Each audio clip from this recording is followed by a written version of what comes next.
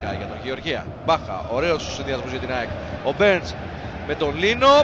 Ανοίγει την μπάλα ο Αυστραλός. Υπάρχει αντικανονικό μαρκάρισμα και σίγουρα κάρτα εδώ για τον Λίνο, ο οποίος έπεσε στην παγίδα του Μπέρντς ουσιαστικά. Πρώτη κίτρινη στο παιχνίδι. Πάει ο Λίνο να δει πως είναι ο αντίπαλός του.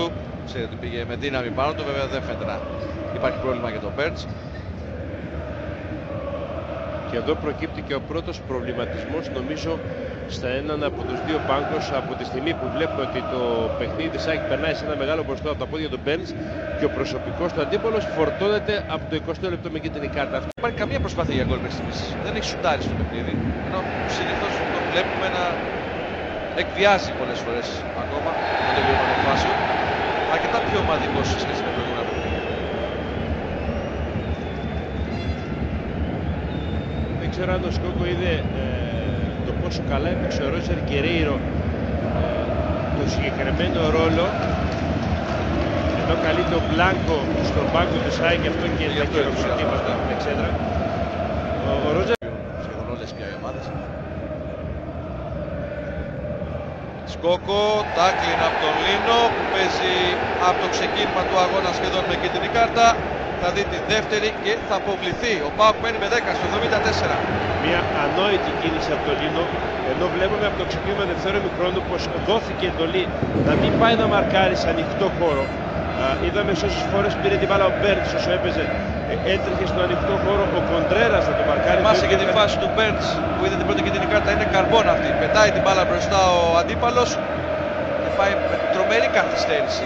Ο Λίνο, από τους χειρότερους παίκτες του ΠΑΟΚ απόψε, και κάνει και τη μεγάλη ζημιά τώρα.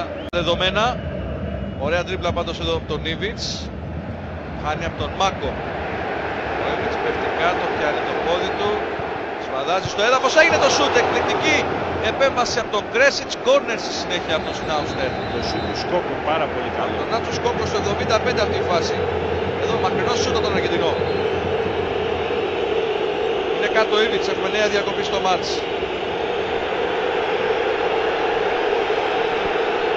Ο Ήβιτς σηκώθηκε.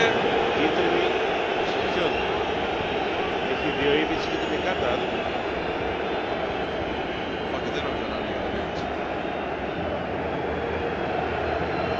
Κι όμως έτυχε για τον Ήβιτς. Έχει δει το δεύτερη και για τον Ήβιτς. Δεύτερη αποβολή μέσα σε λίγα λεπτά για τον ΠΑΟΚ. Εδώ αφήνονται επεισόδια τώρα μεταξύ των παικτών των δύο ομάδων. Ο Ήβιτς που αντικρίστηκε την κάρτα γιατί άνοιξε εκεί ένα διάλογο με τον Μάκο. Δεν ξέρω αν έκανε κάποια πιο επιθετική κίνηση. Μένει με νέο ΠΑΟΚ. Διαμαρτύρονται έντονα οι φιλοξενούμενοι στον Σιδηρόπουλο. Σίγουρα θα δούμε το replay. Πάντως μετά την κόκκινη του Λίνο στο 74 έρθει η κόκκινη στον Ήβιτς στο 76. Έχουν μπει όλοι οι άνθρωποι του ΠΑΟΚ μέσα στον αγωνιστικό χώρο και έχουν πάει στον τέταρτο διετή. Ενώ δυστυχώς πέφτουν και καπνογόνα σε διάφορες πλευρές του γηπέδου. Έχει αγριέψει η κατάσταση στο Ο Ήβιτς αποχωρεί φανερά απογοητευμένος από τον αγωνιστικό χώρο. Υποστηρίζει ότι έχει δεχθεί δυνατό μαρκάρισμα. Εδώ διαμαρτυρήθηκε προς τον διαιτητή. Στα σέρβικα νομίζω ότι αυτή η έκφραση μάλλον είναι τρίσια. Αλλά αν έχει βρήσει θα πρέπει να δει την κόκκινη κάρτα, όχι την κίτρινη. Εν πάση περιπτώσει, του βγάζει δεύτερη για διαμαρτυρία ο Σιδηρόπουλος, αποβάλλεται και ο Ήβιτς. Έκρηθμη η κατάσταση αυτή τη στιγμή.